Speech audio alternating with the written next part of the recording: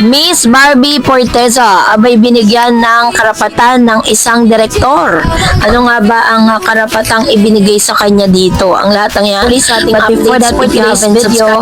Nais ko pong pasalamatan kayo for always watching and trusting this channel. Thank you so much sa inyong laging panonood at palagi ang pagsabaybay sa mga updates po natin. Maraming salamat po. At ngayong araw, bago tayo magsimula, of course, bigyan daan po natin ng ilan sa mga komento po ninyo sa comment section, kung saan nagbigay po kayo ng inyong mga opinion patungkol sa mga katatapos lang na ating updates, patungkol kay Barbie Forteza.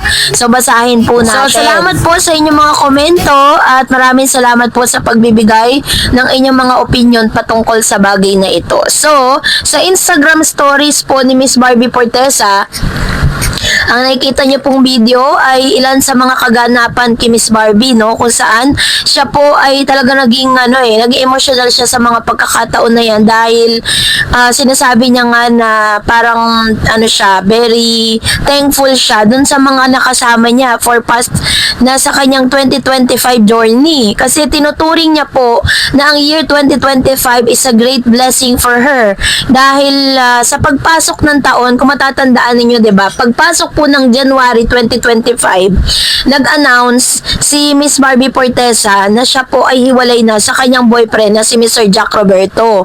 So, nagulat po yung lahat noon, kung matatandaan po ninyo yon, 'di ba? Pero for the past is mag-iisang taon na po yon pagkatapos niyang ideklara na end up na yung kanilang relationship. Pero si Miss Barbie po is talagang pinakita niya that she's very classy. Never po siyang nagsalita ng mga bagay na against Mr. Jack. At hindi po siya nag-disclose ng any reason kung bakit po sila naghiwalay. Talagang pinanatili po nila yung kanilang privacy when it comes to that kind of relationship. Pero itinuturing din naman niya na masaya yung naging relationship nila ni Jack.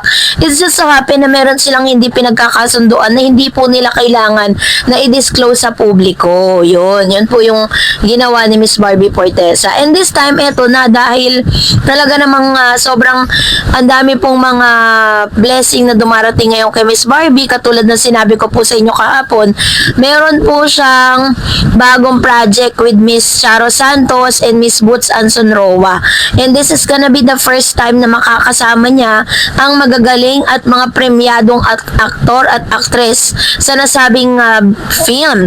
This is directed by one of the great directors at magaling na direktor, At hindi natin alam kung saan iikot ang storya dahil wala pa naman po silang inilalabas na any teaser dahil magsisimula pa lang yung kanila pong shooting. Dahil nakapagbasa na sila ng script, tinanggap na po nila yung mga karakter na gagampanan po nila. At sa isang direktor naman po, itong ang isang veteranong direktor, Ronald Carvalho. So, meron po siya sinabi patungkol kay Miss Barbie Forteza and Miss Kaylin Alcantara. So, panoorin natin ang video clip na ito. Let's watch this. Si Barbie Forteza. Ay, may karapatan. Di ba? Magaling siya. Sikat, magaling. Tinatag ko nga siya as siya ang bagong Maricel Soriano. Opo. Kasi comedy, drama, magaling. Kaya niya versatile. May timing talaga, mahusay talaga. Yun, Oo. kaya deserve niya yung mga Even yung Kaylin Alcantara, mahusay. magaling yan. Oo. Di ba sabi ko nga, sa 44 years ko sa showbiz, I know one when I see one. Opo. Kunwari yung Jack Roberto, kasusunod ko yun. lang yan di ba? Opo. Good looking, magaling umarte, pero hindi binibuild up ng GMA. May mga binibuild up na walang karapatan. Yun po yun. O yan, Hindi yung walang karapatan. siguro, Yun yung gusto kong malaman. yung walang karapatan, ang dami nila.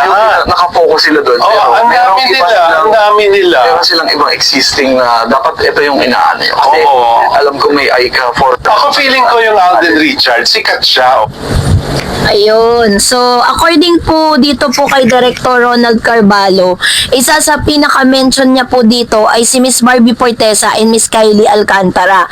Sinabi niya na deserve at may karapatan si Miss Barbie Forteza na talagang mabigyan ng magagandang role at magagandang karakter at mabigyan ng magagandang proyekto at talagang ayos din yung parang plano po ng GMA para sa kanya dahil magaling At kinumpara pa nga siya, sabi parang si Miss Barbie Forteza daw ang tinaguri ang bagong Maricel Soriano ng kanyang henerasyon.